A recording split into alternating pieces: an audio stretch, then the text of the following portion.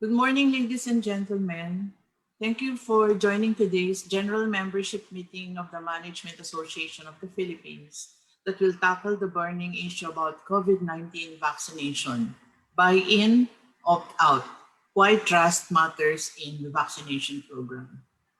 I am Alma Jimenez and sharing the MC and moderator's duties for today with today's GMM with Junie Del Mundo. And I hope you are already settled comfortably as we now begin our program. First with an invocation and followed by the Philippine National Anthem thereafter. May I request everyone to pause and bow our heads for a short prayer to be followed by Philippine National Anthem. Our most merciful God, we come to you in our weakness. We come to you in our fear. We come to you with trust, for you alone are our hope. We place before you the disease present in our world. We turn to you in our time of need. Bring wisdom to doctors. Give understanding to scientists.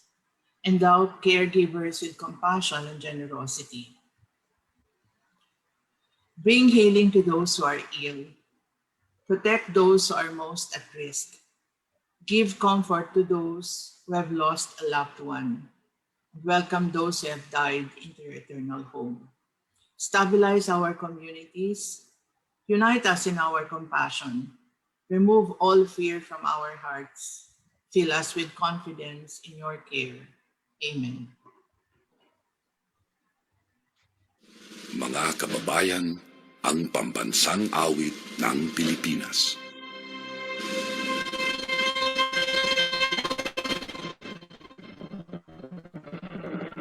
Kayang magiliw, tewas ng sinangalan, alam ng puso, sa dikit mo'y buhay. Lupang hinirang, tuyag ka ng magiting, sa manlulupin, di ka pasisigil, sa gagatak tutok sa simoy at sa langit mong pagaw, ay hinagang tulad, awit sa paglayang minamahal, ang isang ng matawad mo'y tagumpay na nagtitindig, ang ituwing at araw niya kailan pa may di magtitindig, lumalang araw ng walhagit pagsinta, buhay langit sa piling mo. Ang higaya ng pagkay mga amin, ang mamatay ng dahil sa'yo.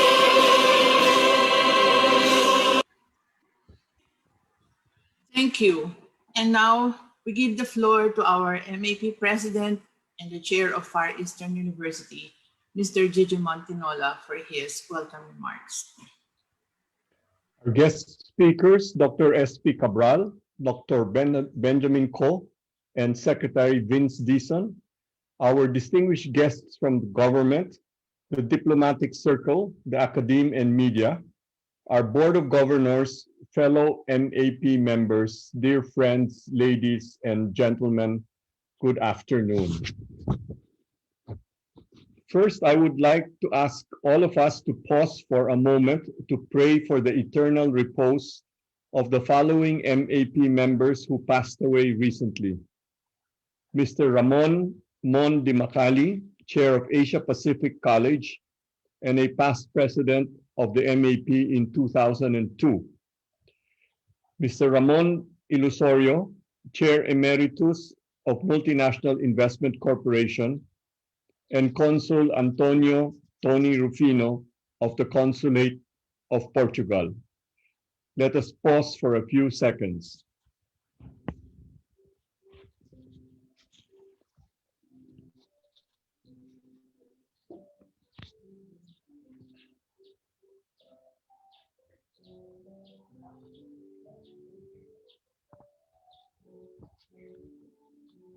Thank you. We continue to conduct MAP activities this year, guided by the theme, The Great Reset, Leading for the Common Good. In pursuing MAP's mission of promoting management excellence for nation building, your board, as previously mentioned, has focused on 3 priority programs in 2021. Safely reopening the economy, promoting shared prosperity and ESG, environmental, social, and governance, and enhancing member benefits via best practice sharing. We also continue with our 5-point platform that covers the following crises: the health crisis, the economic crisis, the environmental crisis, the educational crisis, and the social justice crisis. Today's GMM focuses on the health crisis, and specifically on the topic, quote, buy in, opt out, why trust matters in vaccine programs, unquote. Allow me to thank the MAP Health Committee, chaired by Juni Del Mundo, for conducting a series of activities that culminate in today's GMM, including the March 22 roundtable discussion on addressing vaccine hesitancy in the workforce. Forthcoming also from the MAP Health Committee is the MAP webinar orientation that aims to provide quick tips and step-by-step guides in implementing a workforce vaccination program. It's about addressing the management process of the vaccination program, but not about the medical issues about the vaccines. In relation to the vaccine, around 131 members of the MAP, or roughly 16% of our total membership, ordered a total of 118,000 doses costing about 3.2 million US dollars. As the next step to help the MAP members who purchased the Mrna vaccine, the MAP Secretariat has asked them to respond to a Mrna vaccine distribution survey requested by ICTSI. On the ivermectin issue, we have informed our members through our MAP Viber community that personal health choices should always be respected, and MAP can only take a position where it is qualified, and medicine recommendations are not an MAP area of expertise. However, questions about ivermectin may come up later in today's open forum. At this point, may I also bring to your attention updated guidelines which the board approved this morning with regards to the MAP community and other MAP Viber groups.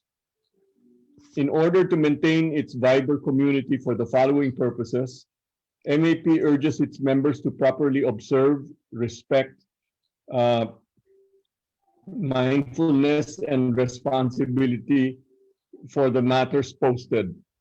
Updating of members on MAP activities, sharing of members' wisdom, insights, and experiences, and sharing of best practices on management and leadership. MAP strongly discourages the following: fake news or unverified information, posts that may offend the religious belief, sexuality, gender, or nationality of members, repetitive posts on the same issue, engaging in long public debate with one another, disrespectful language, and long articles. Please just share the link from a reputable publication, media, organization, or author. MAP deserves the right to delete posts that run counter to these guidelines. MAP also deserves the right to remove immediately from the concerned MAP Viber group any member who will be violating the foregoing guidelines without prior notice. As an important reminder, always think before you click. So bottom line, we encourage free discussion, but we also want to stay within certain guidelines, which we hope that you understand will be for the good of the entire community. Additional items that we've done for the education or learning crisis, we joined PBED, Philippine Business for Education, on March 29, together with ECOP, PHINEX, IBPAP, MBC, PBSP, and PCCI in a joint GMM on this issue. De La Salle President and former DepEd Secretary Armin Luistro was the keynote speaker. And he stressed that, quote, the learning crisis is big, multifaceted, multiplayer, and multi-generational, unquote. He urged stakeholders in the education sector to focus on 5 areas in reforming Philippine education. These are social equity, nutrition, budget, curriculum, and school management. Our GMM on May 11 will be on, quote, improving transportation in the country and initiatives on public transportation to enable the economy to safely reopen, unquote. On June 8, our GMM will feature a panel discussion on, quote, addressing the climate crisis. For the past 4 weeks, we have supported several statements and positions on national issues on topics like cybersecurity, education, extension of ECQ, vaccine procurement, among others. For our social justice crisis platform, members of 28 signatory organizations of the Philippine business community's Covenant for Shared Prosperity have been requested to respond to the survey on Philippine business response to COVID-19. The survey aims to gather data to identify best practices and gaps, inform future interventions, including shared prosperity commitments, and contribute to a knowledge base for future studies on Philippine business and economics. May I also take this opportunity to invite everyone to join today's 4 p.m. Mass for MAP via Facebook Live in celebration of the 500th year of Christianity in the Philippines. This will be officiated by Bishop Broderick Pabilio. In closing, please check your emails and Viber inboxes, our electronic newsletter, the MAP memo, and the MAP Facebook page and our LinkedIn account for regular updates on MAP programs and activities. We continue to have a very busy year, and we hope that we are able to share best practices via all of our webinars for all of our members. Thank you. Good afternoon. And we're all looking forward to the health crisis topic that's going to come on in a few minutes. Thank you, Gigi. And now we give the floor to the chair of the MAP Membership Committee and former president of MAP, also in the Senior Legal Counsel of Accra Law, Attorney Francis Lim, for the presentation of the new members who will be formally inducted online to join MAP's roster. Attorney Francis. Okay, thank you, Alma. Good afternoon, fellow MAP members, ladies and gentlemen. I am pleased to announce that this afternoon we're inducting 11 new MAP members who will increase our total membership from 1,050 to 1,061. May I now read the names of the inductees. Number 1, Attorney Patrick T. Aquino, Head Energy Utilization Management Bureau, Department of Energy, Line of Business, Government Service. Sponsors are Mr. Alexander D. Ablasa and Ms. Ruth Y. Owen. Number 2, Ms. Betty Dante Au, President of Business Innovations Gateway, Inc., Line of Business, Marketing and Distribution, and Natural Wellness Products. Sponsors are Ms. Mary Ang and yours truly. Next, number 3, Ms. Catherine Rin P. Custodio, Executive Director, Worldwide Fund for Nature, WWF Philippines, Line of Business, NGO. Sponsors, myself, and immediate past President, Risa Mantarin. Next, please. Ms. Pamela Manalang Donato, Vice President for HR, CITEL Philippines Corporation. Line of Business, BPO. Sponsors are yours truly and past President Risa Mantarin. And next is Ms. Maria Salve Duplito. Welcome, Salve. President and Empower and Transform, line of business, financial advisory, and communications. Sponsors are yours truly and Ms. Vice President Risa Mantarin. Next, please, Arnold. Mr. Michael Gerard D. Enriquez, Chief Investment Officer, Sun Life of Canada, Philippines, Inc., line of business, asset management. Sponsors, me and Risa Mantarin. Next, Ms. Gwendolyn Gwen Delara Kelly, Chief Technology Officer of the Insurance Life Assurance Company Limited, line of business, life insurance. Sponsors, myself and Risa. Next, please. Mr. Raul C. Pagdanganan, President and CEO, Cardinal Santos Medical Center, line of business, healthcare. Sponsors are Ms. Cristina P. Castañeda and myself. Next, Mr. Wilfredo G. Reyes, Editor-in-Chief of the Business World, line of business, media. Sponsors are myself and Risa. Next, Ms. Marta March Mendoza Sazon, President and CEO, Globe Fintech Innovations, Inc., line of business, non-bank financial services. Sponsors are Ms. Imelda C. Tiongson and Mr. Angelino M. Villanueva. And last but not the least, Mr. Kevin L. Tan, Senior Vice President and Head for Lifestyle Malls of Mega World, line of business, property development. Sponsors, Mr. Eddie Yap and myself.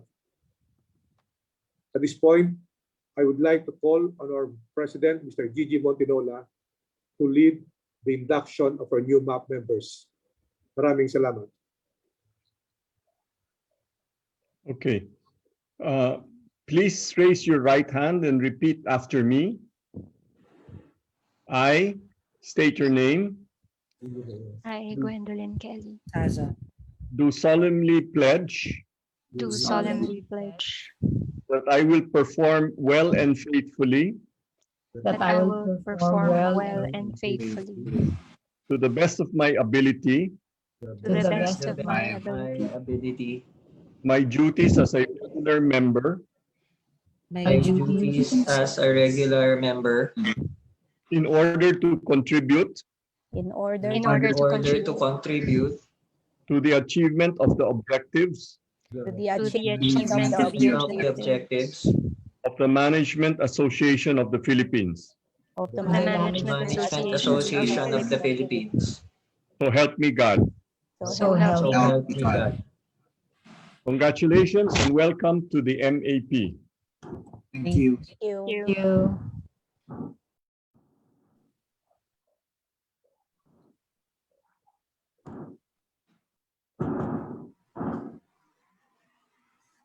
So congratulations to our new members, and thank you, Francis, for doing that warm welcome. And I think we have to give our new members a round of virtual applause to let them know they are welcome as new MAP members. Meron bang ganon?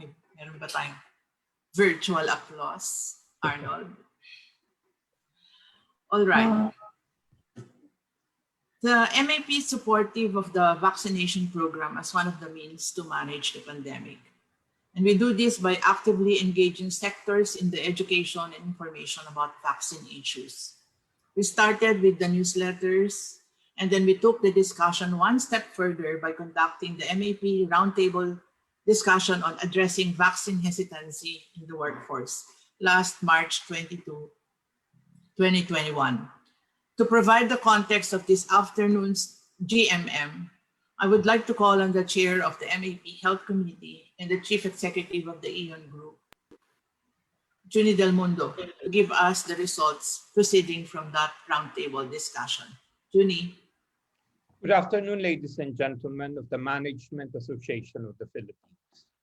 On behalf of our President, Gigi Montinola, and my Health Committee co-chair, Ms. Alma Rita Jimenez, I'm very happy to welcome all of you to our GMM meeting on buy-in, opt-out, why trust matters in vaccine program. Last March 22, the MAP Health Committee held its first roundtable discussion on addressing vaccine hesitancy in the workforce. This is part of the ramp up to this GMM by already tackling facets of the vaccine issue that may not be possible to be covered in just one session. During this lively and participative discussion, we were able to tackle what to expect from this general membership meeting today that focused primarily on the issue of the COVID-19 vaccination in the Philippines, how we can engage people in a fact-based conversation about their concerns and allay their fears regarding its safety. We brought together the best panelists and resource persons whose insights gave us a more well-rounded perspective to not only venture into conversations about the vaccine hesitancy issue with other people, but also to navigate related concerns that might also be factors that affect our own workplaces. Our panel was composed of Mr. Richard Arboleda, President and COO of the Ion Group, Professor Nina Carandang, Health Social Scientist and Professor, Department of Clinical Epidemiology, College of Medicine, UP Manila, Dr. Beverly Ho, Head Health Promotion and Communication Service and Disease Prevention and Control Bureau, Department of Health, Ms. Josephine Romero, Project Lead, A Dose of Hope, and Ms. Margot Torres, Managing Director, Golden Arches Development Corporation, McDonald's, Philippines. Before starting the discussion, we asked the audience through a poll if they are willing to get vaccinated or not. Results showed that 86% of the 103 attendees were willing to undergo vaccination. We consider this a high positive response, considering that we have yet to explore the issues of addressing vaccine hesitancy. The lively discussion riveted almost 100% of our audience to their web seats. And this afternoon, I would like to share with you some of our key takeaways from the roundtable that can serve as a jump-off point to this afternoon's meeting. First, there is a need for someone credible to the public to talk about the vaccines and gain trust. There is still a prevailing Dengvaxia experience hangover that caused distrust in the government. This is still a lingering issue that makes it hard for people to trust information that public officials share about the vaccines. It is important to designate a respected voice, such as those coming from among the ranks of scientists, doctors, and communication specialists to talk about the COVID-19 vaccines. The conversation cannot be limited to top-down discussion. A two-way dialogue adds understanding to the issue from different and diverging viewpoints that will be valuable in answering the public's questions. Using someone they can relate to at their level to ask about the issues and provide answers to their questions can go a long way in reaching and assuring people on the ground. Vaccine policymakers and companies also have to be aligned in all messages delivered. Addressing hesitancy entails the need to first know what drives this and understand what the target population needs so that appropriate solutions can be delivered to them. Equal attention to healthcare and science and education for our young people are proactive directions that should also be considered. Secondly, we should have the most effective communication strategy to bridge the gaps in vaccine information and educate our people. Some activities recommended include organizing webinars where information and materials are shared all over the internet, and verifying information first through trusted sources like the Department of Health. There are also campaigns that private companies have organized, such as Ingat Angat, whose resources are downloadable from their website. Lastly, we as business leaders should arm ourselves with the right information about the vaccines if we are to institute and implement a safe, effective, and regulatory compliant vaccination program in our companies. Knowing the right ways to share it with our organization entails combining health perspective with management efficiency. We should also know when to seek professional assistance when needed. Indeed, it will take a delicate balancing strategy to make sure that we don't give the perception that we are obligating our people to take the vaccine. Instead, we should take the time, the patience, and the right messaging in holding educational talks that speak their language. We can consider internal surveys to have a better understanding of the hesitancy drivers in our respective organizations. And I reiterate, considering getting experts on board so we can roll out our own programs flawlessly. Needless to say, we should lead by example and follow safety protocols, embrace the need for vaccine protection, and continue advocating the importance of the vaccine on multiple platforms. In conclusion, addressing vaccine hesitancy among the workforce needs a combination of strategies. One, use vaccine acceptors as advocates. Two, make the procedure more safe, regulation compliant, efficient, and convenient. Three, make use of influencers who are respected and can serve as positive role models. And lastly, continue vaccine literacy by partnering with experts to laymanize the science about vaccine development.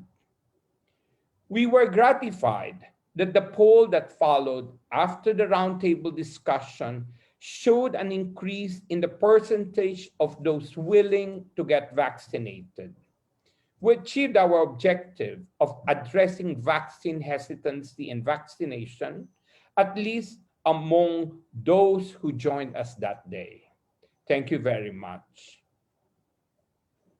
Let us now proceed to the presentations lined up for you today.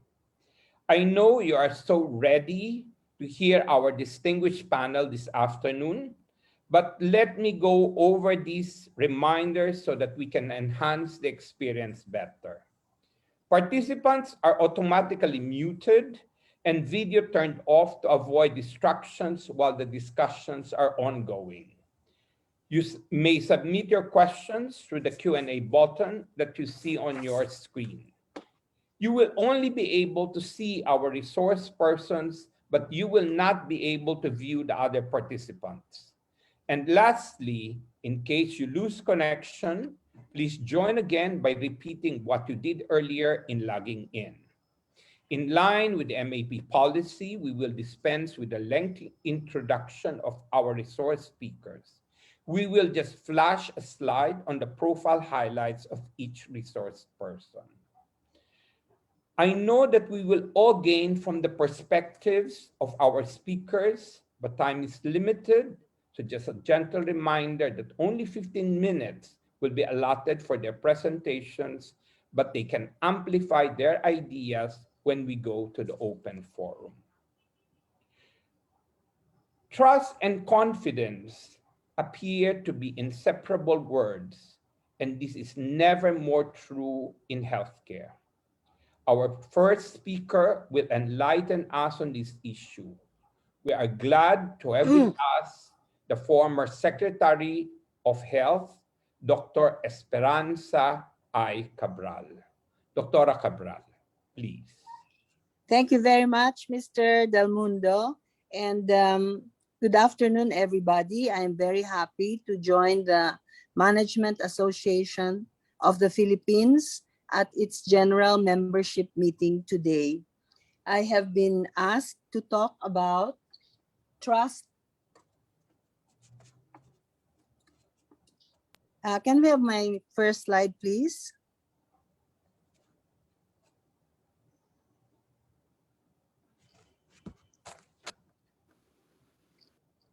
Thank you.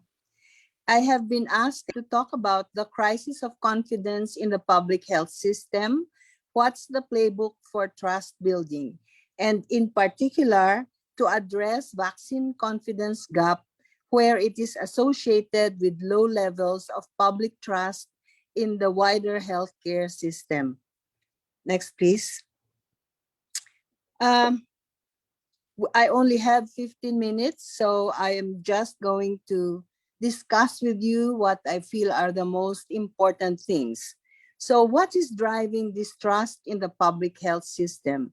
I can think of three, and those are disinformation, deficiencies in the government's healthcare provision, and the desperation of people, such as what we feel at this moment in the pandemic.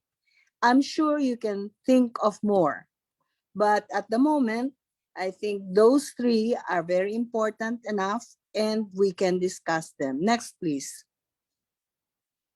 If those are the drivers of distrust in the public health system, then what is the playbook for building trust in the public health system?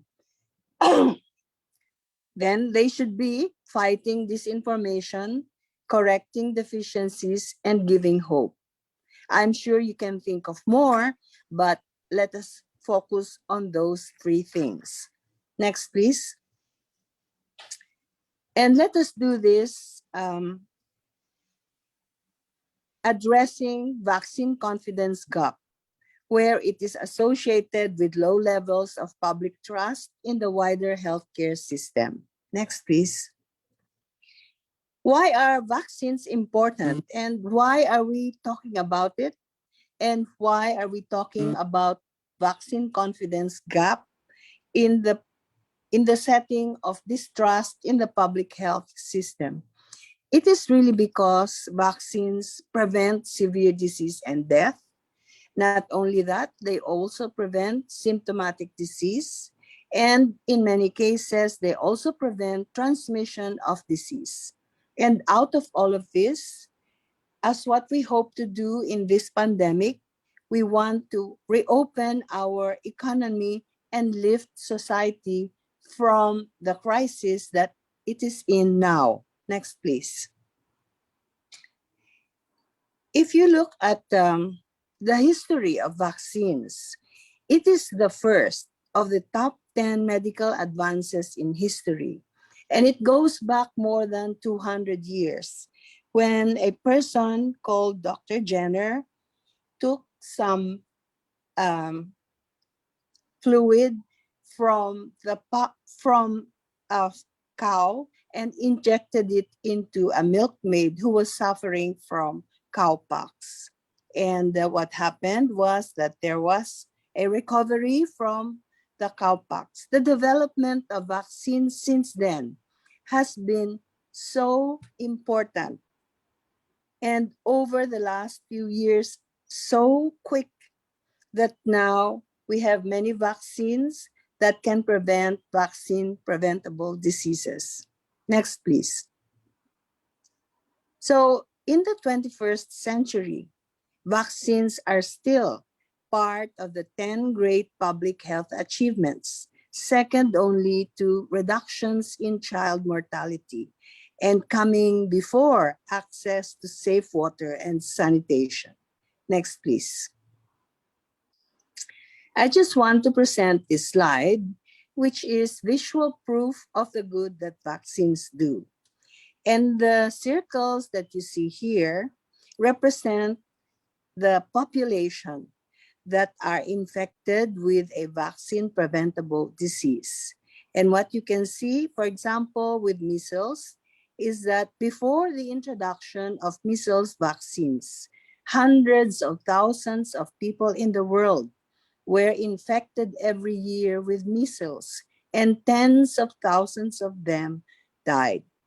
These are our children that now go through a safe and healthy childhood free of measles because of the vaccine. And the same can be said, perhaps not in such a degree, with many other vaccines and the preventable diseases. Next, please. Bringing us to the present time, we can learn some lessons from the vaccination program in Israel, where they used the Pfizer vaccine for COVID. And the graph shows you two lines.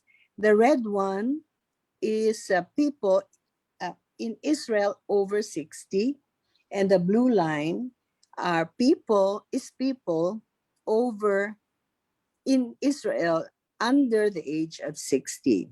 They started their vaccination program sometime in December. And as you can see, even after they started their vaccination program, the rise of COVID infections among the elderly was something that scared people. But can you go back? Yes. After a month, the amount of COVID infection among the elderly who were vaccinated with the COVID vaccine started to go down. And the conclusion is in that area where now they have vaccinated more than 60% of their population. COVID vaccine was more than 98% effective at preventing deaths and hospitalizations. COVID-19 infection declined by almost 96% among people who received both shots of the vaccine, and that the vaccine was 98% effective in preventing infections manifested by fever or breathing problems. Next. We hope that the same is something that we will see when finally we get the vaccines to our people. These are graphs of cases and deaths for COVID-19 in the Philippines as of a few days ago. Next, please. And up to yesterday, our new cases were more than 11,000, with more than 1 in 5 of us positive for the COVID virus. Next, please. Our performance at testing, tracing, isolating, and treating leave much to be desired. And it looks like our only way out of this pandemic is to vaccinate ourselves into herd immunity. The question is, will we be able to do that in time? Next, please. We go now to addressing vaccine confidence itself. Next, please. Actually, until a few years ago, Filipinos valued vaccines. And in this graph, you can see that in 2015, 93% of Filipinos felt that vaccines were important. 82% of them felt that vaccines are safe. And 82% of them felt that vaccines are effective. However, in 2016, the Dengvaxia scandal occurred. And over the next few years, you and other people could see on television, social media, and everywhere else accusations that the vaccine against dengue resulted in the deaths of about 100 or so children.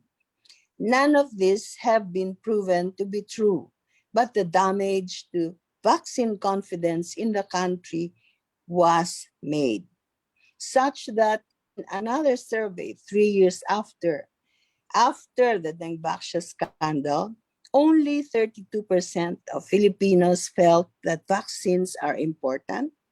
Only 21% felt that vaccines are safe, and 22% felt that vaccines are effective. Next, please. Now, in the present time, we have a different illness to deal with, and that is COVID-19. So some surveys about vaccine confidence have been done. In November, Pulse Asia did a survey, and they found out that 32% were willing to be vaccinated with a COVID vaccine.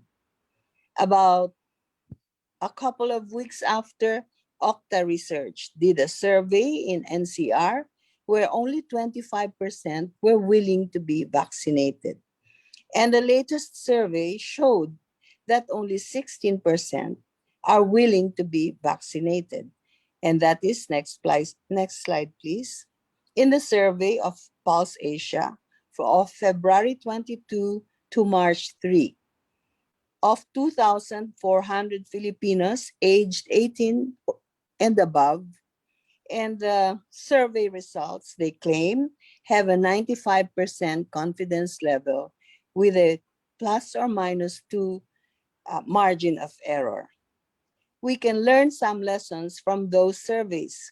What we see is, in fact, less and less people in the country are willing to get the COVID vaccine instead of the other way around. Next, please. The Filipinos are scared of the COVID virus and of being infected. About 94% of them are worried, and very many are very much worried, and others are somewhat worried. Next, please.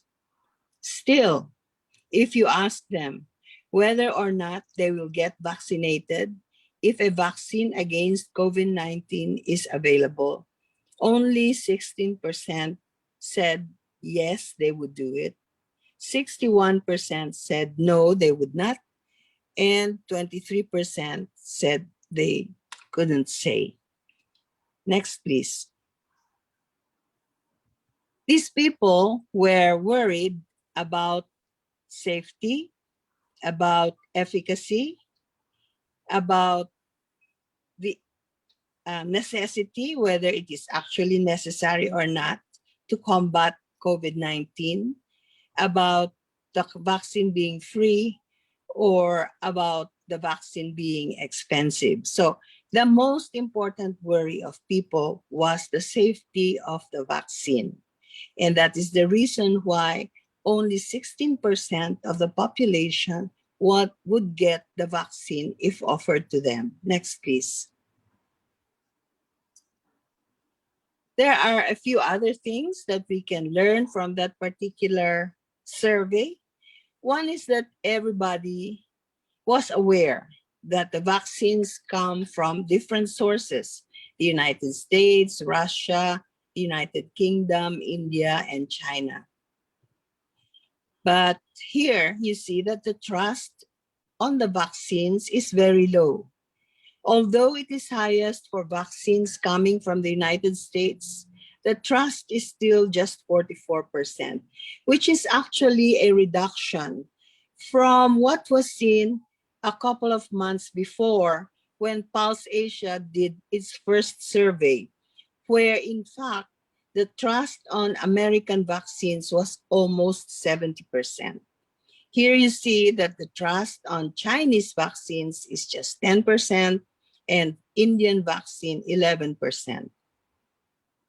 Next, please. Even as they say that they do not trust these vaccines and that there is actually a country-specific trust on the vaccines, it does not translate into the preferred vaccines against COVID-19. And in the survey, you can see that after the Pfizer vaccine, the next preferred vaccine was Sinovac, and after that, AstraZeneca. And I think The reason for this is really the awareness of the vaccine and the awareness of the vaccine having become available in the country. Next, please. Next, please. Okay. So, if people do not trust the vaccines, what is the playbook for building trust in vaccines? Specifically, when we say fighting disinformation, it is the disinformation not just about COVID vaccines that we should be fighting, but the disinformation about the vaccine, which really started all of this thing of vaccine hesitancy. Next is something very important, but something that cannot be done immediately, which is correcting deficiencies in government health services.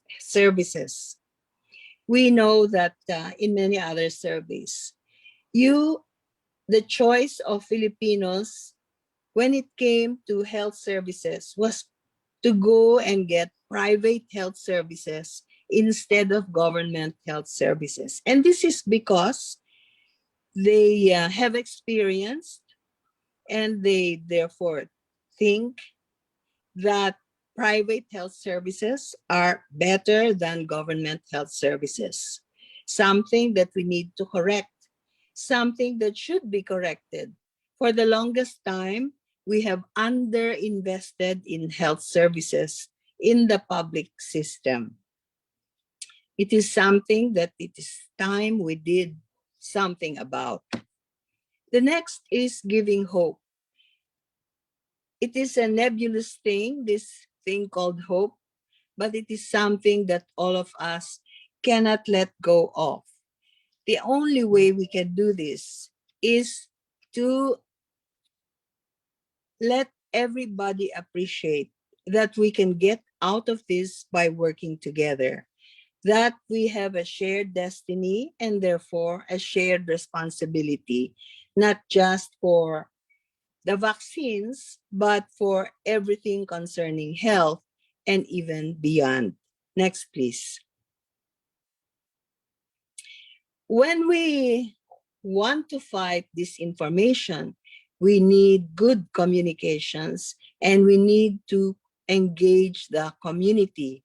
And this can be done in many ways, but several of them are in this particular slide. It includes developing and aligning messages and platforms across the public and private sector. It includes, as Mr. Del Mundo has rightly noted, multiple champions and influencers, and it includes activating communities. When it comes to champions and influencers, the healthcare worker, the healthcare provider to a particular person is the most important person who can influence that particular person into getting or not getting a vaccine. So that is true in the United States and that is true in the Philippines as well. Next, please. So we need to keep in mind that healthcare providers positively influence a person's decision to get vaccinated. That many of these vaccine hesitant persons will agree to vaccinate if they're engaged in discussions with their healthcare providers. Our last resort should be mandatory vaccinations with only medical exemptions to the mandate. Next, please. We also need to keep in mind that web-based interventions that educate people about vaccines have not been found to be very effective. That social media campaigns tend to reinforce already held positions. And that epidemics of a vaccine-preventable disease such as we have now used to help increase vaccine acceptance, but this has not been seen in recent outbreaks. Some of this may be or may sound counterintuitive to you, but these are the realities of communications in inducing vaccine confidence. Next, please.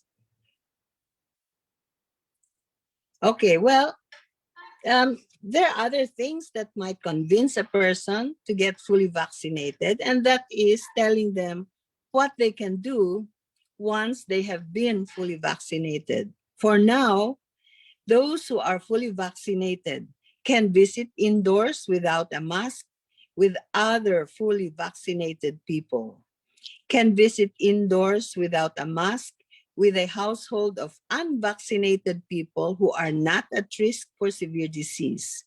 They can travel domestically without a pre or post travel test. They can travel domestically or internationally without quarantining after travel. And they can travel internationally without a pre or post test, depending on destination. On this last one, I just saw on the television that Europe is going to require vaccination with European Medical Agency approved vaccines for this to come into effect. So those of us who have been vaccinated with AstraZeneca are lucky because that is part of the approved vaccines in the European Medical Agency. But those of us who have been vaccinated with Sinovac are not as lucky as those. Next, please. I have two final slides that I'm going to show you, and these are going to be repeated by Benji Ko, I'm sure. But the message is very important. So I would like to start with saying that the best vaccine is the one available to you when your turn to be vaccinated comes. And finally, next please. Next please. Until all of us have been vaccinated, let us wear our face mask and face shield consistently and correctly. Let us keep as much distance as we can. Let us wash or sanitize our hands frequently, and let us stay home unless absolutely necessary. Thank you very much, and keep safe. Thank you. Thank you very much, Dr. SP. I'm sure we benefited from the insights of Dr. Cabral. Now we go to our next speaker who can hopefully help us sift through the barrage of information from truths to half-truths to outright lies and get an expert's take on this. Please welcome the very outspoken Chief of Section of Pediatric Infectious Diseases of the UST Hospital and the Asian Hospital and Medical Center Statistics Wizard, Dr. Benjamin Ko. Dr. Ko, please. Hi, hello, good afternoon. I did not know I was supposed to be next. But I guess that's because Vince is not around. And thank you for that excellent lecture, Ma'am SP, who has always been my idol since. Anyway, so I will give you, yeah, that's me. Hello. But I'll turn my video off. I hope you don't mind, so that it does not interfere with too much connections and I will hang in the air. So I'll come back later with my video back on. Okay. You guys can see my slides? Yes, Dr. All right. I've always made my talk specific, which means that this is for everyone. And from a layperson's perspective, I think Ma'am SP has given you already a full account of what vaccines are. But my title is something that I always try. My talk is something that I try to encourage people to get immunized. So my title is that this jab is for you, because I will tell you a little story. And the story starts off with what I will talk about today. So I'll talk about the most frequently asked questions actually on COVID-19 vaccines and try to answer some questions from you later on. I will try to help you understand how they work and why they are part of the solution to the bigger picture in reopening the economy. Ma'am SP has already expressed that a while ago. They are They are part of the solution, particularly in the economic sector, and how I can help allay some of the fears by trying to demystify the myths and fallacies that surround COVID-19 vaccines. So, nasa na ba tayo talaga sa pandemyang to, no? And I always use this slide because I tell people that this is where we were in April 2 of 2020. We were the economic star until, of course, COVID-19 hit us. And I've always told people that unless we recognize gaps in our healthcare system, in how we manage, because there is no playbook for the pandemic, no? There is no visual guide on what to do. Unless we recognize those gaps, we will never be able to create opportunities. So only when we recognize gaps, accede to the fact that there are gaps in our playbook, then can we only offer solutions to them. So we were an economic star until COVID-19 hit us. And this is where we stand today. This is data as of yesterday. Our first surge was on August 6th, the week of August 6 to 12 in 2020. That week, we had 21,222 cases just for that week alone. We were averaging more than 3,000 to 4,000 cases daily. And that was a bad surge for us. But if you look at the second surge compared to the first, I'd like to remind everyone that it took us 7 weeks to get from for that first surge to occur. So it took us 7 weeks from the end of June until the middle of August, and it took us 10 weeks to bring that surge all the way down. And this was MECQ inside. Okay, the first weeks were ECQ. So really strict ECQ made the numbers stay solid and stay low.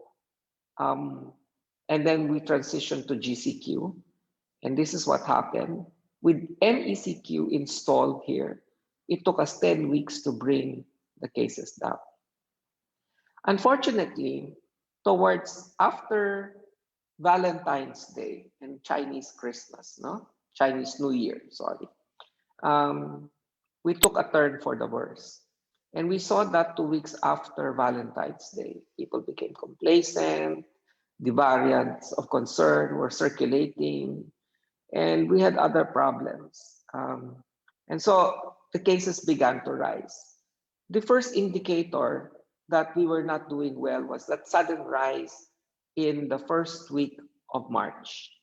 From the end of February to the first week of March, we leaped to 23,211 cases for that week of March 4 to 10, higher than the August 6 to 12 total number of cases for the week. And we kept that particular leap up by 50%, up by 100%, and then up again by 125% from the baseline of 23,211. So we jumped 300% just for the month of March, the first, the second, the third, and the fourth week.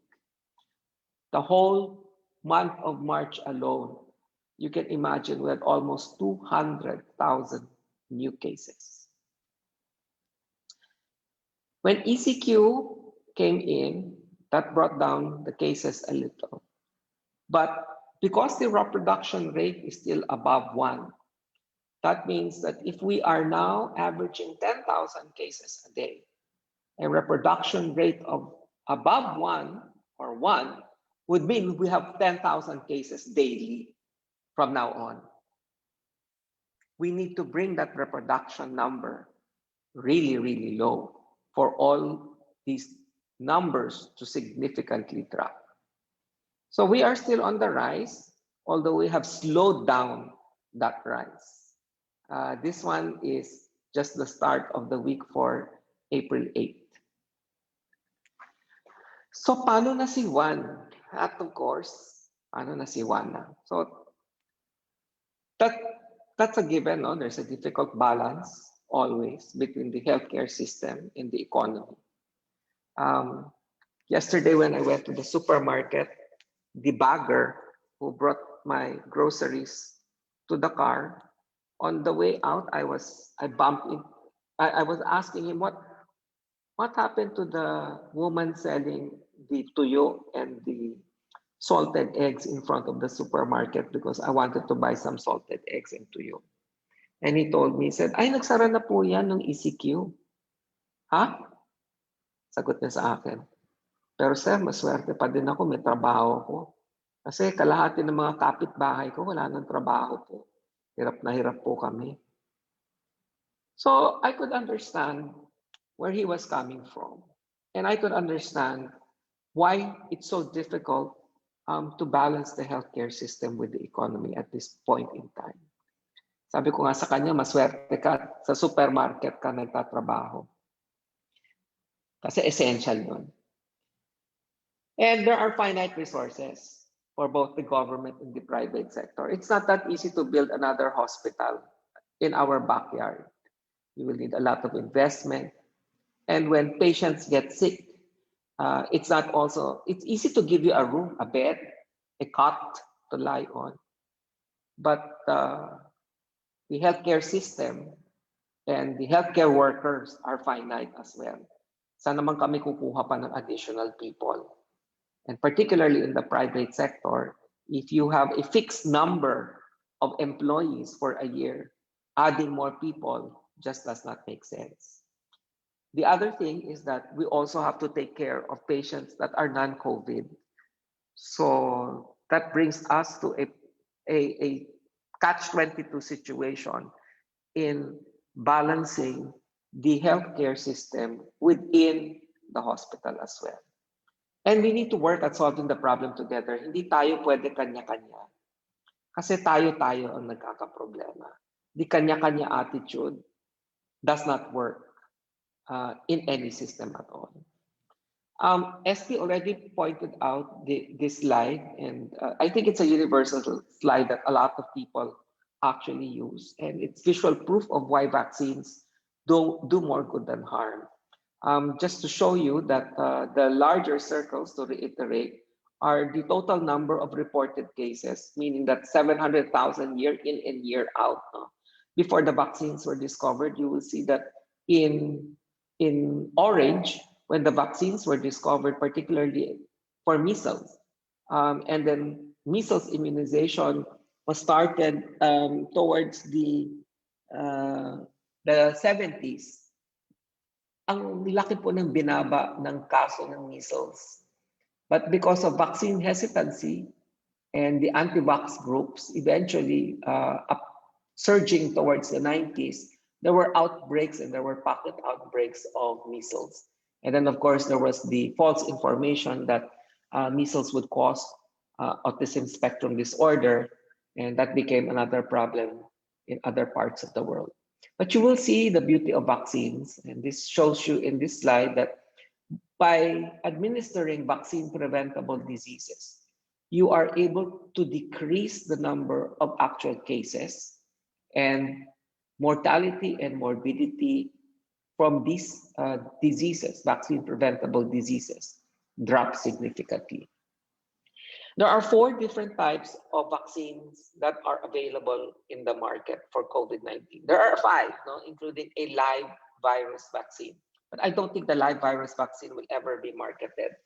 So we're looking at 4 platforms. The 4 platforms include the inactivated vaccines, the nucleic acid vaccines, the viral vector vaccines, and the protein-based vaccines. So the viral vector vaccines, the inactivated vaccines are exemplified by Sinovac, Sinopharm, and Bharat. The nucleic acid or the mRNA vaccines are actually from Pfizer and Moderna. The viral vector vaccines will require a virus vector, and the virus vector that is chosen is adenovirus. You can see that there are a lot that are in the market, including the well-known AstraZeneca, Oxford vaccine, Johnson and Johnson or J&J's vaccine, and Sputnik V, which is Gamaleya's vaccine, which is, I think, one that is coming in within the week or next week. This is a unique vaccine. Unlike the other adenovirus vaccines, this vaccine has two different adenovirus platforms for the first and for the second dose. So you need to get the first dose before you can get the second dose. And the first dose is on a platform of adenovirus 26, while the second dose is on the platform of adenovirus 5. Some people ask, bakit magkaiba ang kanilang platform ng adenovirus ng kanyang non-replicating viral vector? Kasi the Russians designed it that way para hindi magkaroon ng drug resistance sa adenovirus, sa adenovirus, which serves as its viral vector platform. So it's a very unique vaccine, and its efficacy is also very high, better actually than the AstraZeneca Oxford vaccine. And then you have the subunit protein-based vaccines, wherein it uses the spike proteins alone, which are part of the subunits of the coronavirus, to introduce that into the vaccine. And this is the one that is, I think, being introduced by Unilab together with Novavax. No? Novavax is the company. I think the vaccine's name is Covavax. They're manufacturing it out of India. So all of these vaccines work by stimulating an antigen-presenting cell. And by stimulating the body, what will happen is that we will recognize some form of the coronavirus. Artificially, we create antibodies. Our T and B cells now create antibodies, and that antibody responds when we meet COVID-19 or SARS-CoV-2, the actual virus in the future. Our body already has enough antibodies in order to stop the infection or to make sure that we don't get infected. So this is the advantage and disadvantage of the different types of vaccines that I mentioned. Like I said, no, the live attenuated, I don't think we will ever see its formulation because it has one major disadvantage. It is not safe for those with immune compromised systems. The mRNA vaccine, there has never been, the advantage here is it's easy and quick to design. Why? Because we only take the genome sequence actually of coronavirus. The difficulty here is that it has the major disadvantage that there has been no licensed RNA vaccine in the past. And there is no existing example which we can leap from, and therefore we take it by faith that the RNA vaccines are excellent vaccines and that they will work. The inactivated vaccines are actually the safest among all of them. Why? Because it is a whole cell. Whole cell, yeah. We add only beta propionolactone in order to kill it. And because it is a whole cell vaccine, the resistance, the development of resistance to this vaccine for variant strains will actually be much lower. And it is the safest among all of the vaccine because the virus is already dead when it is administered to you. While it is the safest, it also has one downside. And the downside is that it may not be as effective as all of the rest of the vaccines. And because it may not be as effective, you can apparently see already some of the China vaccines and the Bharat vaccines, its efficacy is much lower than the subunit and the viral vector vaccines. So it's a given, particularly in the elderly. So medyo cautious ako kung more than 75 or 80 years old na, the immunologic senescence or our ability to mount an immunologic response because of age may be a factor where this vaccine may not be as good as the other vaccines. And then you have the subunit vaccine. No? This is the one that uses only a piece of the virus in order to focus the immune system against this target. The problem with this is that it may not stimulate a very strong response. And you see this with Novavax vaccine, wherein the response is as good as around 75 to 89%, anywhere from there. And then you have the viral vector vaccines, which is exemplified by AstraZeneca, Johnson & Johnson, and Sputnik V. Ito, yung inactivated subunit at saka viral vector, meron ng pinanggalingan na siyensya noon. So the inactivated, si polio, si hepatitis A, si rabies, yan, examples na yan ng inactivated vaccine. Yung subunit, si pertussis, hepatitis B, at saka yung sinasaksak sa mga babae para laban sa human papillomavirus or yung tinatawag natin na cervical cancer, is a subunit protein vaccine. And then the viral vector vaccines are the ones that are used for the development of Ebola, HIV, Zika vaccine, and all the vaccines that are used in veterinary medicine. Okay, so I think with this background, you should understand that most of the vaccines that are being rolled out are significantly safe.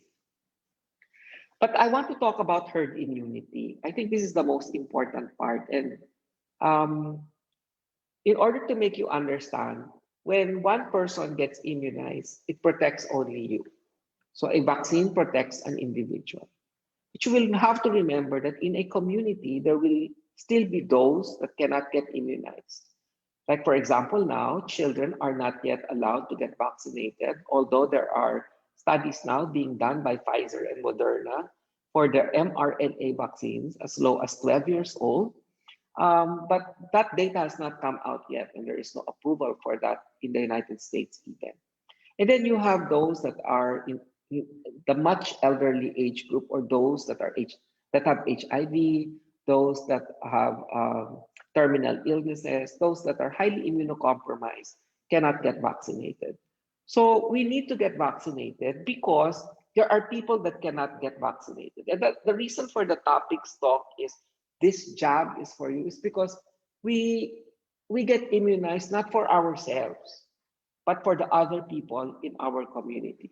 Let me share that with you in the next subsequent slides. No, this is what happens when no vaccination occurs. If this is a whole community and there is one person that comes down with an infectious disease like COVID, and the reproduction number is say 2. So for every person that gets infected, dalawa ang maaawaan niya kaagad. If the reproduction number is higher, let us say 3, then sa bawat isa na nagkakasakit, 3 ang nagkakasakit kaagad. And what happens is that the more people that get sick, eventually, the more people get sick in the whole community, until only very few do not get sick. So this is the case scenario when there is no vaccination available. The infection just passes on from individuals with disease to susceptible individuals and will spread throughout the population rapidly. This one is when there is vaccine coverage below threshold. That means hindi natin na-roll out yung bakuna properly. Konti lang ang nagpapabakuna, konti lang ang magpapabakuna, at konti lang ang gustong magpapakuna. Ang nangyayari, if you have one person that is sick, but you have only a couple of people that are immunized, those that are not immunized will still get sick eventually. What you want to do is you want the whole community, as many as possible, to get immunized, to get into this scenario. And this scenario assures you that if you have one person that gets sick, but you have almost a lot of people in the community immunized, then it will be hard for that virus to cross those people that are not sick. So infection cannot spread in the population. Susceptible individuals are therefore indirectly protected by those that are vaccinated. The problem is, natatakot tayo sa bakuna. Bakit? Because of myths, fallacies, fake news, and fake information. Particularly in an era where social media plays a very big role in just sharing. Okay? So we share everything. It is not vetted. And because we are friends with people we share, we end up sharing even false information. I picked this up from Sanford Health. No, this is in the US. And it's an excellent slide, actually, that explains the most common myths on vaccines and the facts on COVID vaccine. The first is that it was rushed and isn't safe. I will show in a little while that in all the stages of development, there were no safety shortcuts taken to make sure that the vaccine that is being rolled out is safe. Even what's happening now with AstraZeneca being put on hold temporarily, it's not that we're not giving it anymore. No, we're just putting it on hold temporarily. We pause because we're looking at pharmacovigilance issues, which means that we're looking to find out if the side effect, if the blood clot is actually related to the vaccine or not. And if it is it a signal to pull out the vaccine, or should we be more careful when we're administering the vaccine in the future? The next is that it changes your DNA. No, we will not turn into zombies. No, otherwise, I don't know if a lot of us watch too much Train to Busan or Kingdom during the lockdown, but it actually will not change our DNA. It is impossible for the vaccine to change our DNA because it's just there to stimulate our antigen presenting cells, to stimulate an immunologic response, antibodies to protect us. It can give you COVID-19. No, we do not have the live virus vaccine available. No, it contains egg protein. None of them contain egg protein, and therefore it can be given safely to people even with egg allergies. It causes severe side effects. No, that's not true. No, everything has a side effect. Even the lowly paracetamol that we take has a side effect. For some of the medicines that we take may be deleterious, and for some, it may be safe. So the side effect will depend on different conditions. I cannot assure you that once you get immunized, walang side effect absolutely mangyayari sa iyo. In the same way, I cannot assure you that if you take the paracetamol, you will not develop an adverse event. I had a patient that was referred to me. This is a 1-year-old child that had fever for almost 3 months. You know, this child was worked up in several big hospitals, and the chief complaint was fever. She had a lumbar tap, she had a CT scan, she had an MRI, she had everything done, all markers, biomarkers on rheumatoid diseases was done in the child. She had several bone marrow cultures and blood CS done. And you know what the culprit was for her fever? The paracetamol that was being given to them. And it makes women infertile. That's not true, no? Somebody asked me na baka daw mabaog siya, hindi na daw niya magamit yung kanyang pagkalalaki. I do not know where they even get that idea that it will make their testicles shrink. So there is a process, particularly in the evaluation of a vaccine against COVID-19. And they go through the process of a preclinical stage, and then the clinical trials in humans on phase 1, phase 2, and phase 3.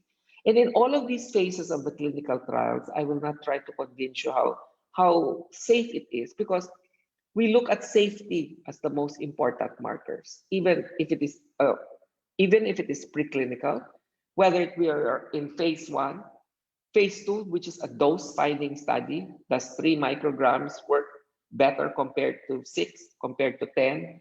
And which one gives you the least side effect, but at the same time a good immunologic response? Phase 3 trials, wherein we give it to patients. One set of patients will receive the vaccine, the other set of patients will receive placebo. How many of those that received the vaccine did not get COVID? And how many of those that received placebo went on to developing COVID? So ganun yung proseso nito. No? All the vaccines that are approved now based on emergency use authorization have reached phase 3 of the clinical trial. So ano ang benepisyo sa bakuna? Number 1, I told you, sa sarili natin, na hindi tayo magkaroon ng symptomatic COVID, na hindi tayo magkaroon ng severe COVID, at hindi tayo mamatay dahil sa COVID. So sa sarili na natin yun. Ang pinaka-importante para sa atin, yung pangalawa. Kasi mahal natin ang pamilya natin. Mahal natin yung ating mga kasambahay, ang ating community, ang Pilipinas. Kaya yung bakuna na to, natatanggapin natin. Parati nasa isip natin na hindi lang para sa akin, kundi para sa iyo. At ang pangatlo is we plan to reopen the economy because we understand that delicate balance between healthcare and economy. We understand that there are issues and that there are poorer people that will need to rise up and work day in and day out so that they can feed their families. And the indirect impact of health on economic revival, unfortunately, is not felt by the poorest of the poor. You see the people that are queuing now in our church, in the schools, nagdekotse sila. Ito yung mga nag-order ng Moderna. Ito yung mga nag-order ng gustong-gusto mag-order ng magagandang bakuna. Pero walang dumarating. So let's look at some of the efficacy data of the available vaccines. No? So far, what do the data show? Well, most of them are 2-dose vaccines, except for Johnson & Johnson. And then they are able to prevent, there are 2 endpoints in the clinical trial. One is on the prevention of symptomatic clinical disease, and the second is on the prevention of severe disease. You can only prevent, you can only fully achieve many of these when a lot of people have been immunized. None of them has achieved herd immunity because the vaccines have been in the market for only just a few months after the clinical trials were conducted. Wala pang ang isang taon karamihan ng mga bakunang to. So ang mga may EUA lang ay si Pfizer, si Astra, si Sputnik V, at saka si Sinovac. Yung iba, wala pa. Now, people will always say, ay kasi gusto ko to. Ito yung may 95, 94%. Ito pinakamaganda. You have to always remember that vaccine efficacy is not a very good endpoint.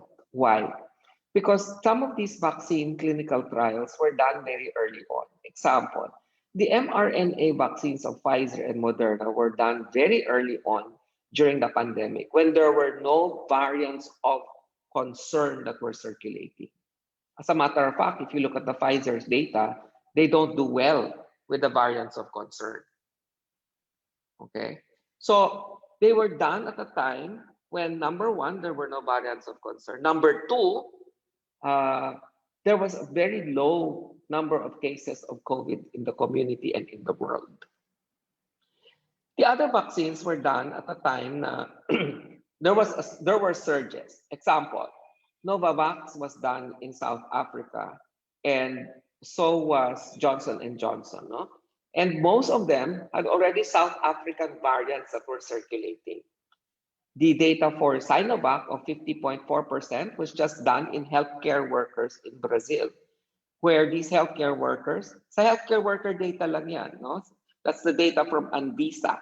Anvisa is the FDA in Brazil.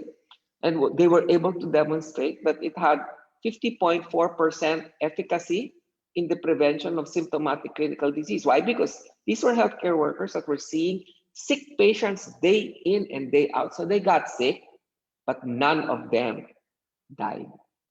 None of them went on to developing severe disease. So I'd like everyone to focus on the prevention of severe disease and death. Why? Because by preventing severe disease and death, this is the only way we can unburden the burdened healthcare system currently. This is data from the DOH. I just wanted to show you this just to emphasize that I think what would be useful in the local sector are those that can be kept at 2 to 8 degrees. Kasi mahirap yung minus 80, yung minus 70, at saka yung minus 20, no? Medyo mahirap itago itong mga bakunang to. I always tell that to people because kung ang relief good nga hindi nakakarating sa mga areas na may sakuna, bakuna pa kaya?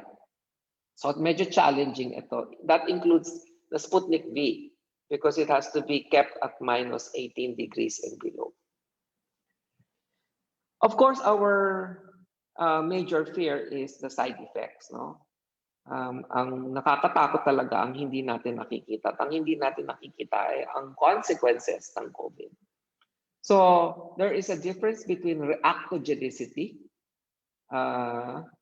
which can be divided into either a local side effect or a systemic side effect. And reactogenicity means nagre-react lang yung katawan natin sa bakuna. And I'm sure the audience, most of you have gotten flu vaccine or some sort of vaccine, pneumonia vaccine in the past. When you get a local, all the immunizations will provide you some local side effect, either pain on the injection site, rashes on the injection site, a little black and blue on the injection site, lalo na pag hindi marunong yung nagbakuna sa'yo, nabugbog ng konti. So mas masakit lang yan ng ilang araw. And then of course, some of us get systemic side effects because some of us develop low-grade fever, our antibodies are working, and the reactions are actually flu-like illnesses or those that are similar to whatever virus or bacteria is in the vaccine. The question is always which one is the best vaccine to give. And let me give you data on the benefits of vaccinating with the first available COVID-19 coronavirus vaccine. No? This was published in January 18, 2021 in the American Journal of Preventive Medicine. I use this because it's an excellent study. It's not one that is actual, but one that was done based on a computational model that represents the US population. Here, they looked at a vaccine with 50% efficacy and compared it with a vaccine with 80% efficacy.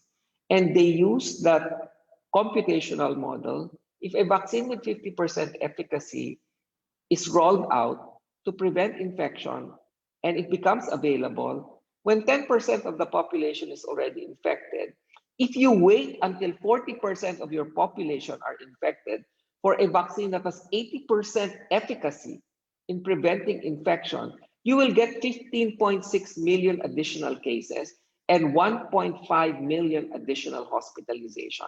And that's based on a population in the US of 330 million. We have 1/3 their population. Okay.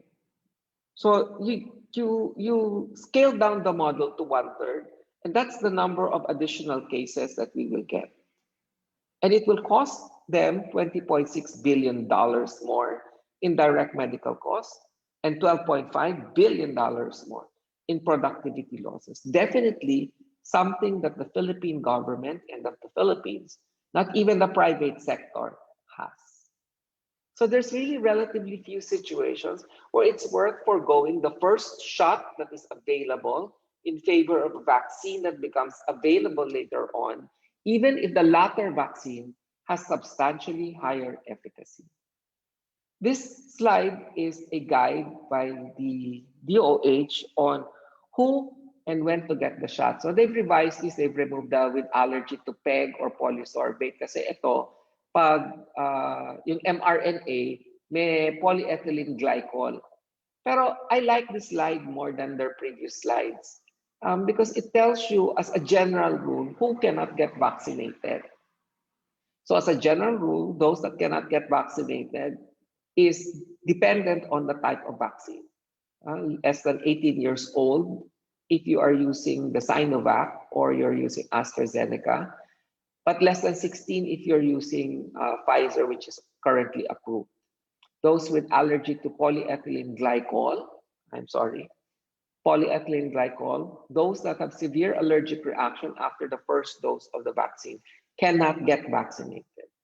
Everybody else in the picture can get vaccinated. Those that we defer for a while, no, yung mga pwedeng maghintay na lang sa susunod, ay yung mga may COVID, or those that receive therapy for COVID in the last 90 days, those that receive convalescent plasma, monoclonal antibodies. Yung mga buntis pwede, no? Pero mas preferred kung sa second or third trimester ang kanilang bakuna. And then those that have received any vaccine in the last 2 weeks. So kung magbibigay kayo ng, for example, flu vaccine, schedule yung COVID, 2 weeks later, schedule yung flu, then 2 weeks later, schedule yung COVID vaccine ulit. Those that need to get clearance from the attending physician are those with autoimmune diseases, those that have HIV, cancer, malignancy, undergone transplant, those that have steroids, and those that have terminal illnesses and are around that time when they have less than 6 months to live. So ito, kailangan nyo ng clearance muna sa inyong attending physician. So whenever you're in doubt, you consult your personal physician. Pero makikita ninyo dito, walang nakalagay na, paano yan hypertensive ako? Paano yan diabetic ako? Paano yan asthmatic ako? Pwede ba akong makatanggap? Yes. As long as all your diseases are in control, they are controlled, they are very well controlled, then you can get the shot. My last slide. Lahat tayo may pangamba. But we will never be able to achieve fighting the pandemic if I do it alone, you do it alone.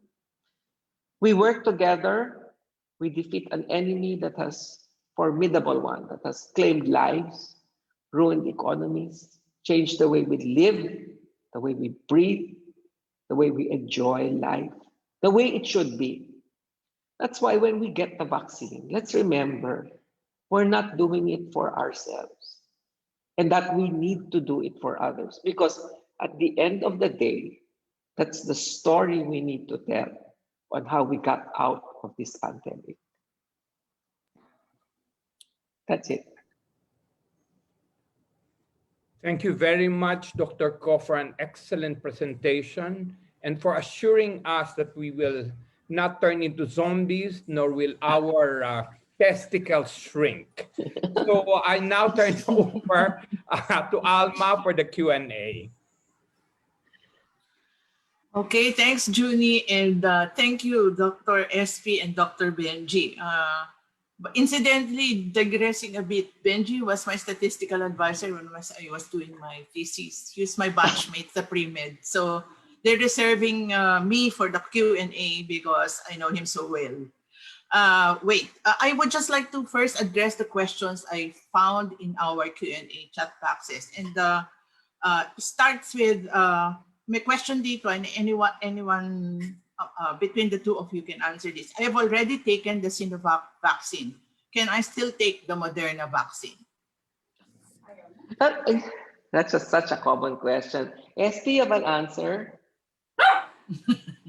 I think there is no data there, but from previous experience, you can actually take one kind of vaccine for a vaccine preventable disease and then take a different brand for the same vaccine preventable disease. So I'm not sure what the answer is going to be because the data is not yet in.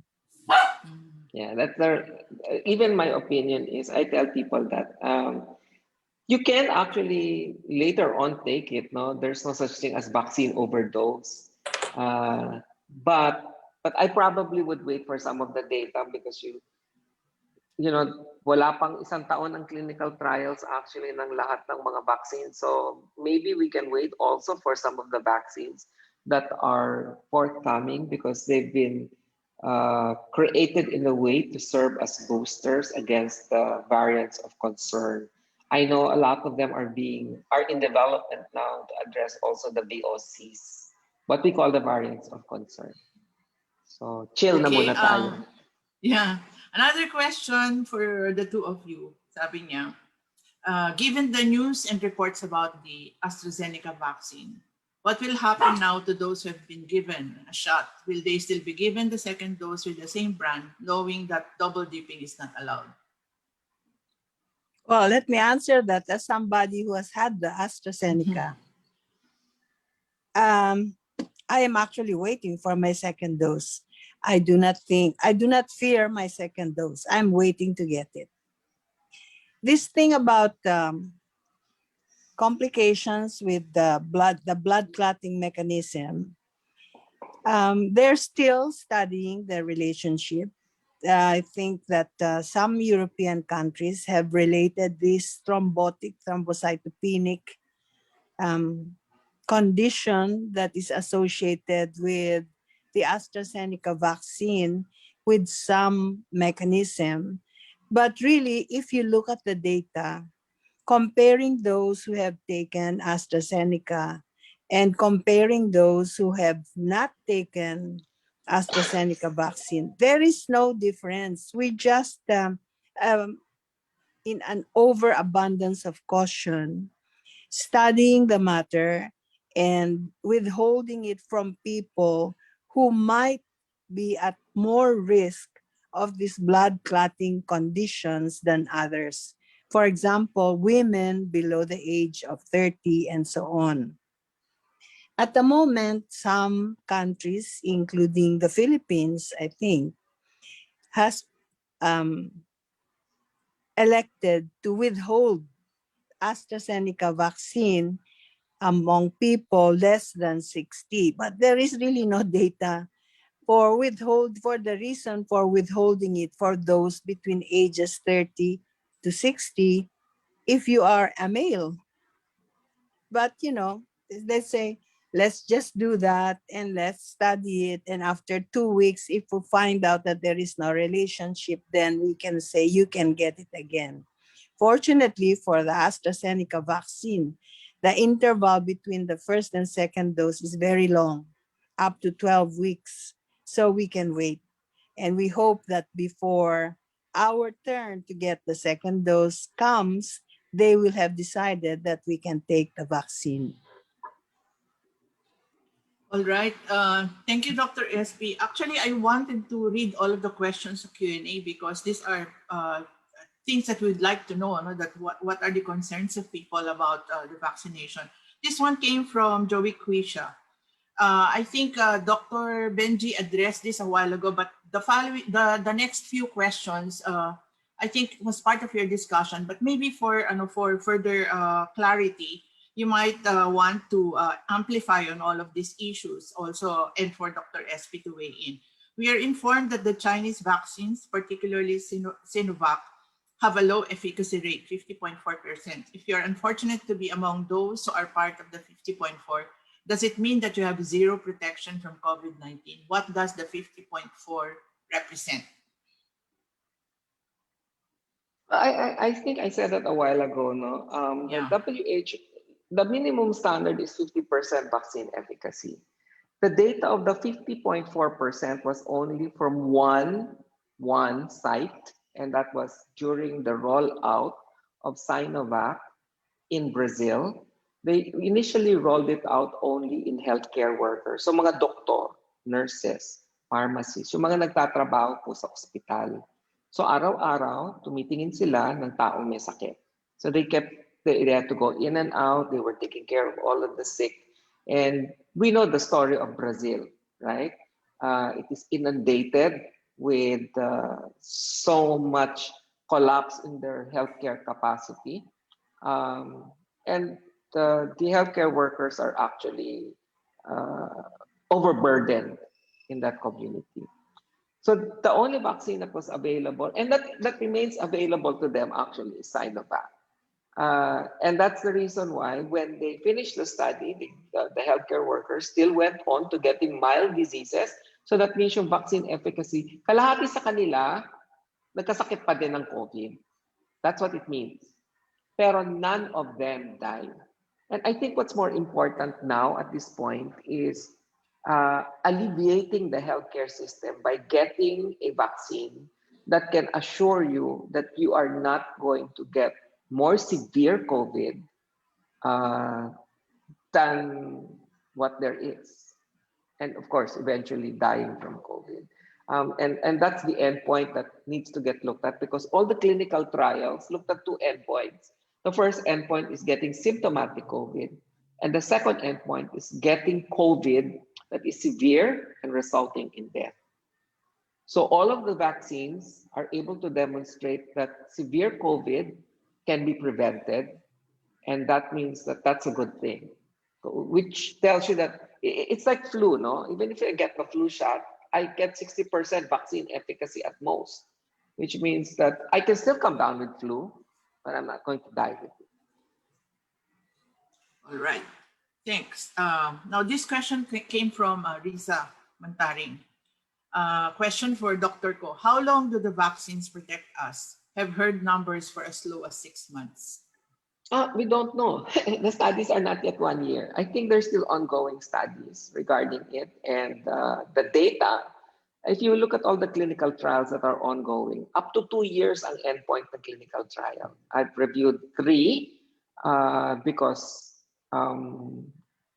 I have to approve it on my end as part of the Research and Ethics Committee of a tertiary hospital. So all of the clinical trials that are currently being conducted have one common endpoint, that they are following up the patients until 2 years after immunization. So they're determining whether there are still antibodies and they're still neutralizing antibodies and protective effect up to a 2-year endpoint. So hindi natin alam kasi ongoing pa yung mga studies. Okay, thank you, Doc Benji. I think Doc SP can also answer this one. I am taking blood thinners. Can I choose AstraZeneca? Yes, anybody taking blood thinners can choose any vaccine. Actually, if you are on blood thinners, you want to choose AstraZeneca because that is going to reduce your chances of blood clots because you're on blood thinners already. Oh, I see.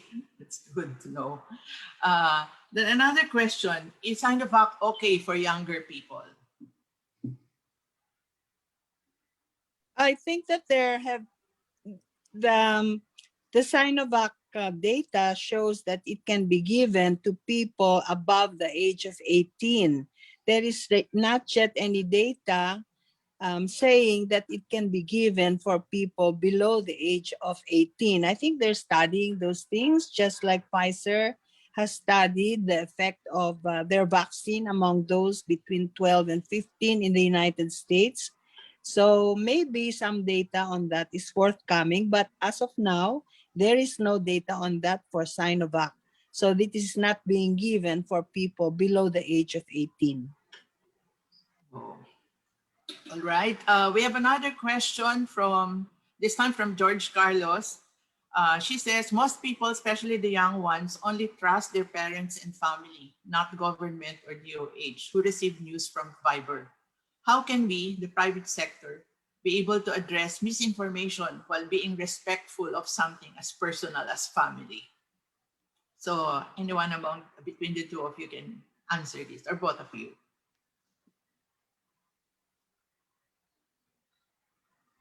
Benji, ikaw naman. What was the question again? I'm trying to weigh in on the question. How can we, the private sector, be able to address misinformation while being respectful of something as personal as family? Maybe if I understand this question, because sometimes we have all of these things, especially the senior ones, about vaccination and what tapos. There are differences sometimes in the opinion with the younger members of the family. So maybe she's asking, how are we able to address the misinformation? Mahilig kami magbasa ng Bible. Tapos mahilig kami magbasa ng ano-anong balita. Well, I guess we just need to make sure that, alam mo, everybody takes an all-out effort in trying to educate everyone. And I guess one of the reasons why I accept giving a webinar talk to students, we're giving a webinar talk to firemen, which is what I did a few weeks ago, and to other sectors like the priests a week ago, and so on and so forth, is so that I assure people that this is the type of information that you must understand, because it makes it clearer for the lay when they know why we need to get immunized and what the vaccine is all about. Kasi ang nangyayari, may anti-vaxxer group naman talaga eh. Meron talagang magpo-promote may magsasabi, ay, hindi yan maganda sa'yo. Kamamatay mo yan, o magkakaroon ka ng ganito, may mga side effects yan. After a while, you will develop cancer because genetic yan, it will change you eh. Yeah, but you're in a pandemic and you want to die of COVID or you want to get the shot. It's not something that we want to force on you. It's something that we want to make people understand. And by being able to encourage people the right way is a very difficult task to do. Di ba, SB? Parang it's so hard to convince people with the right information kasi mas madaling uh, maintindihan yung wrong data. Ganun nga yun. Ganun nga yun. I think that the only thing we can do is keep providing them the correct information that is based on scientific evidence. And really the choice whether to accept the information or not depends on the person or the family of that person. Siguro if enough healthcare providers, scientists, and the DOH say the same message consistently, baka people will be convinced that that is the right thing to do or that is the right information versus what they have. All right. I will continue reading the questions later, but I have one of my own. There are two opposing forces at play in the vaccination program, at least to my mind. First is the perception that rollout is not as fast as we would like it to be. On the other end, that getting people to undergo vaccination is also a challenge. So how are we going to reconcile these two issues? And what steps have been taken? And what else would you recommend to get our vaccination program on track? Kasi merong may gusto, wala naman vaccine. Merong vaccine, may ayaw naman magkaroon. So how are we going to reconcile all of those opposing forces in the vaccination program? Oh, I will refer to the Secretary of Health. To my Secretary of Health. Those are two different issues. One is the ability of government to provide the vaccination program that is good and fast and at scale. And the other is convincing people that they should get the vaccine. So really, those are two things that are not inconsistent with each other. And those are two things that should be addressed at the same time. Yung availability ng vaccine, a lot of it is really because of a global shortage of the vaccine. Lots of people want to buy the vaccine or get the vaccine. And we are one of the countries that unfortunately do not have the resources to pre-order those vaccines. And therefore, as we lined up for getting the vaccine, we are in the tail end rather than in the front end. So, but again, assuming that there is availability of the vaccine, the vaccination program is something that is in our hands. At the moment, according to their own information, we have injected about 1.5 million of the shots that are available to us. And at this time, what is available to us is something like 3.5 shots. Most of them are Sinovac. About 500,000 of them are AstraZeneca, but the rest are really Sinovac. So we are not at this point, even if we have vaccine hesitancy, lacking with subjects who will want to receive these vaccines that we have available. So hindi pa natin problema yan ngayon. Ang problema pa natin is to get those vaccines into the arms of those willing to be vaccinated. Later on, we are going to have a problem with having more vaccines available than those who want to take them. But that particular issue will not be addressed during that time. It should be addressed now. So we address both things at the same time. Okay, thank you very much, Dr. SP. Some of the questions here in the Q&A box It's about the legal implications of vaccination program conducted in companies. I think Gigi announced a while ago that there will be a special session on these issues of addressing vaccination hesitancy among the workforce in a few weeks. So maybe we could reserve those questions and stick to some of those that our good doctors can take right now. Like the question is, until when are we expected to drastically improve our COVID situation? Is there a computational model about attaining herd immunity given our present situation? The computational model we have at Okta, I'm the silent one there. But the computational model we have is that it will take quite a while. I showed you already my data, no? That it took us 7 weeks to reach the peak and 10 weeks in 2020. And that was on a surge of 3,000 to 4,000 a day. There was a day we peaked at 6,000, but that was it. There was just one day. Look at the numbers we're peaking now. And we went through that trajectory in 1 month instead of 7 weeks. So if your reproduction number, that we're looking at reproduction number, goes down to 1, and we are averaging 10,000 a day, a reproduction number of 1 tells you that for every 1 patient that has, there's another 1 patient that will get infected. So yung 10,000 na yon, pag hindi bumaba yung reproduction number, araw-araw 10,000 tayo. Kailangan pababain natin yan to 0.5, which has never been done in this country. We've never gone down to a reproduction number of 0.5. The lowest we've gone down is siguro around 0.8, 0.7, tapos balik na naman tayo. Nagpe-play tayo para, lalo na sa NCR, I'm talking about NCR numbers, ha? Parating naglalaro tayo sa 0.9, 1.1, 0.8, 0.9. Kailangan ibaba mo yan talaga. So that when 1 gets, you do not have another one that will get. Okay. So it will be quite a ride. Yeah. There's a question here. Can somebody with severe aortic valve stenosis take the vaccine? Yes. All right.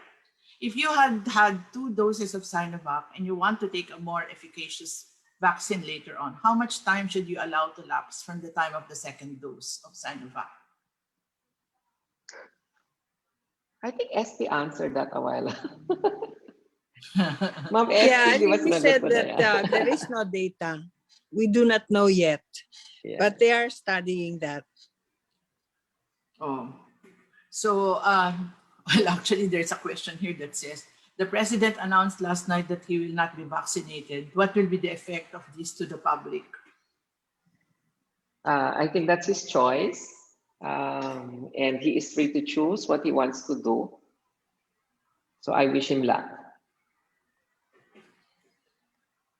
So I think we have one last question to ask before we have to wind up because of the time, and it's a very, very interesting discussion.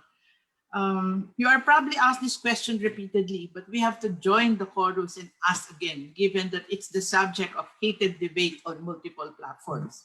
What about your stand on ivermectin? It's a question that I need to ask.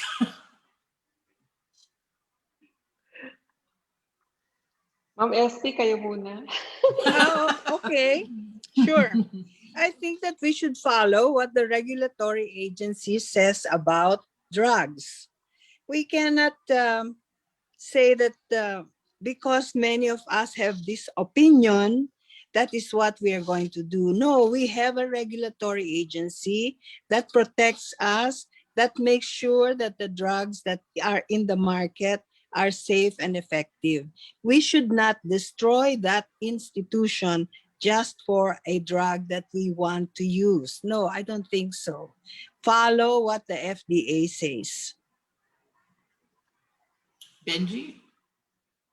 Oh well, because I mean, I think I actually before I came in, I was in a radio show that asked the same question, and a lot of people are always asking about ivermectin. And number one, I'm not shutting the door on its potential benefit, but I've always questioned the type of clinical trials that it's coming from. This is one of those what we call, ang tawag namin doon, repurposed drugs. Eh. Pag sinabi mong repurpose, hindi siya ginagamit para dito. Pero ang tingin ng iba, pwede siyang gamitin. Parang si hydroxychloroquine. Naalala niyo si hydroxychloroquine? At the start of the pandemic, talagang mabenta I think na-hoard lahat ng hydroxychloroquine that my patients who had rheumatoid arthritis could not even get hold of hydroxychloroquine because a lot of people were wanting to take this for COVID. And we've shown that hydroxychloroquine does not work for COVID cases as well. Again, the point of SP is that let's let science evolve properly. We don't want to get into a heated argument and a debate on whether ivermectin is useful or it's not useful. I think they just with the current evidence that they have, for me, they don't have enough data to show that it is useful for the treatment of COVID-19 at any stage, whether it is preventive, they call it prophylactic, or whether it is during the treatment itself of any COVID infection, mild, moderate, severe, and critical. So medyo lacking talaga kasi sila sa datos. And because of the data that is lacking, you cannot say, kasi the argument of the pro is always clinical efficacy shows, clinical data shows. Yeah, but if you look at the data, 95% of people who have COVID will recover. So how do you know that it is due to vitamin C, due to BCO, due to lagundi, due to hydroxychloroquine, due to ivermectin, due to paracetamol, due to ibuprofen? Which of them made you better? 95% will recover. So that's the part where you only need to address the clinical trials in the 5% that won't. So that's my take on it. Yeah, so thank you very much. I had to ask that question. Anyway, that was very, very lively discussion and very, very informative. I keep on listening to the two of you, but I'm sure that just like me, all the rest of our members were given a very, very good viewpoint and insights about the vaccine program, vaccinations, and all of these things. Yes, I would like to say something. Yeah, I was about to say, may I have last words from the two of you before? Not actually. Yeah, okay. Not actually last word, no. Sabi ni Kenneth dito, ivermectin neurotoxicity in man. O hindi na ako pumunta doon sa neurotoxicity kasi nga, alam naman natin na yun, Kenneth.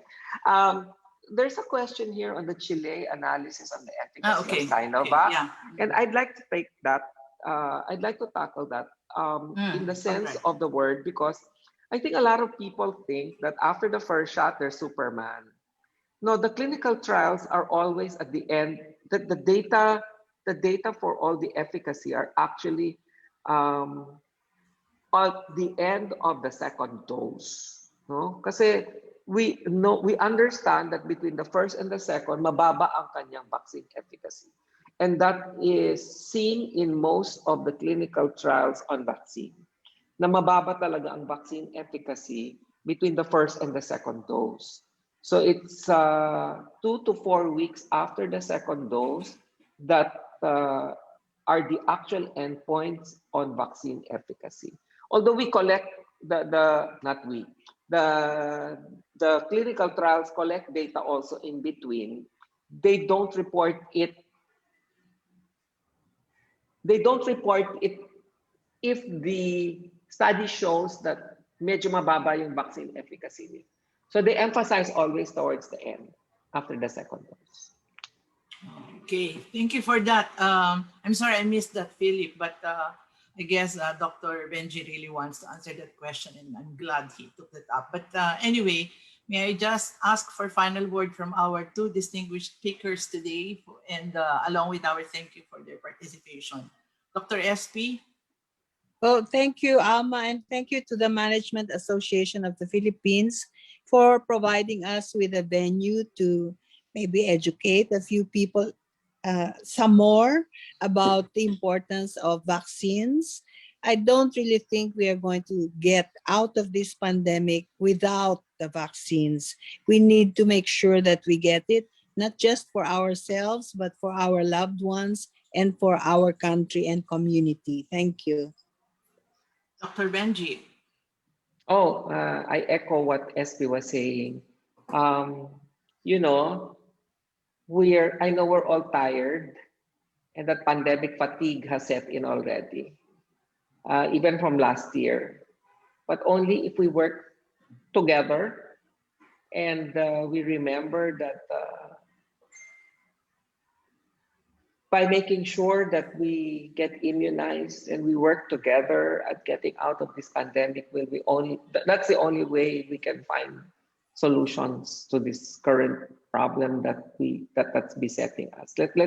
Let's put all of the fake news and fake information aside, and get engaged more in the science, so that we are more knowledgeable regarding COVID-19. So thank you, Junie. Maraming salamat sa Okay, invite. well, thank you very much, Dr. Benji and Dr. SP. Well, unfortunately, Secretary Vince was not able to join us today. He has been called to an urgent meeting in Malacanang. And as they say, that's a wrap. The afternoon's meeting gave us a lot of takeaways on the issue, hopefully enough to make a concrete decision on the question, do we buy in or do we opt out? Again, Alma and I extend our heartfelt appreciation to Dr. Cabral and Dr. Ko for sharing valuable time and expertise with us today. Thank you, everyone, and stay safe and healthy. This MAP General Management meeting is now adjourned. May I request Dr. Cabral and Dr. Ko, Gigi and Alma to keep their videos on for a short photo op.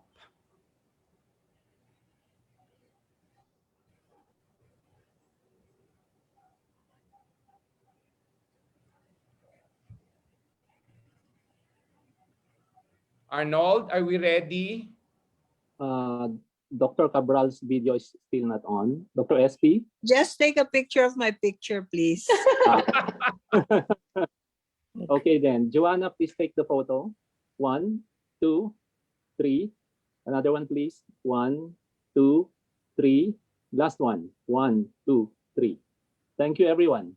Okay, thank you very much. Bye-bye. Thanks, Doc Benji and Doc SP. Thank you. Thank you, everybody. Thank you Bye. very Thank much. you.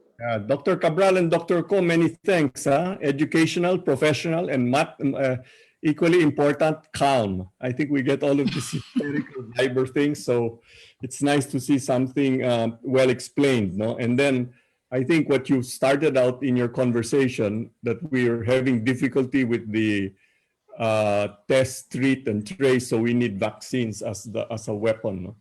So anyway, thank you very much for taking the time to educate all of our MAP members today. Thank you, Gigi.